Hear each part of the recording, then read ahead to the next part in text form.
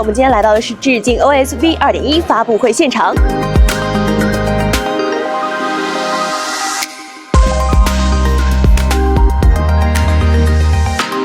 Hello， 大家，你听说了吗？致敬 OS V 2.1来了，今天我们就来带大家体验一下。今年3月，致敬 OS V 1.1已经完成过一輪升級，語音可以連續執行指令，也能記住一部分的用車習慣。到了 V 2.1，重點已經不是把某一個功能做得更順，而是讓語音、導航、輔助駕駛、底盤和動力開始配合起來。這次我們給出的關鍵詞是全量、全場景進化。這些數字聽起來很硬核，但坐進車裡其實只有3個問題：車機是不是真的更聰明了？複雜路況判斷夠不夠早？輔助駕駛和底盤的動作能不能夠接得更自然？發布會剛結束，我們直接上車試。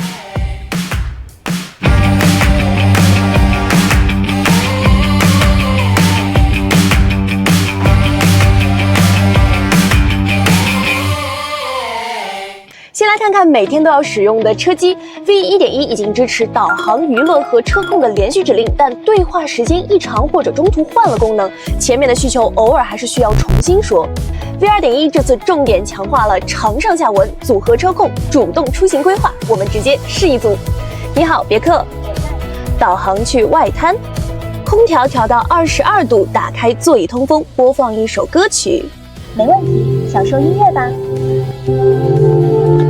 哇，這幾個指令它都接住了，現在不用退出導航，再單獨進入車控界面了。座艙交互上做了全方位升級，自帶場景創想室，下班露營這些專屬模式都能自己設置，既能語音喚醒，也能繫上安全帶就自動出發。全車一堆傳感器，感應起來特別貼合日常用車。露營還能提前預留電量，電量低了，車機直接幫你找充電樁，規劃路線，再也不用慌續航。另外，導航途經點從5個加到10個，出去玩一趟能一次性規劃所有景點。隨口說模糊的地標，它也能精準搜到。HUD 還加了可愛的 AI 整理動畫，開車多了點小趣味。哇哦，它的反應真的比之前提升了不少啊！看來車機體驗好不好，不能只看頁面切換有多快，以前需要分幾次說的需求，現在一句話就能完成，這才是 V 2.1最直觀的變化。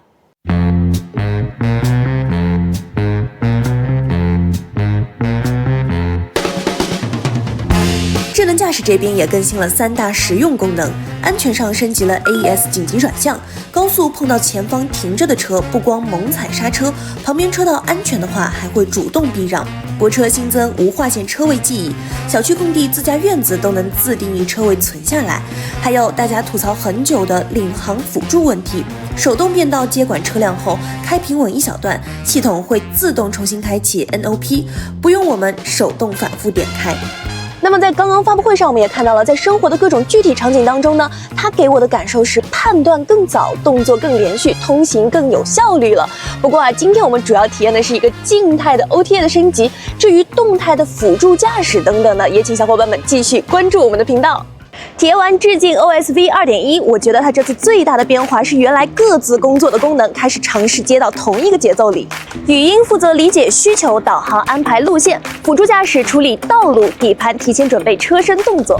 今天感受比較明顯的是本次系統升級核心優化，全部基於別克智行用戶日常用車反饋的建議打磨。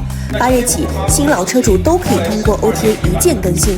這次只是階段性升級，後面座艙和輔助駕駛還會繼續往前走，包括 Momenta R7 和全域大模型。對用戶來說，車買回去以後不是功能定格了，而是還能慢慢變得更順手。你們最期待 V 2.1的哪一項升級？可以在評論區告訴我。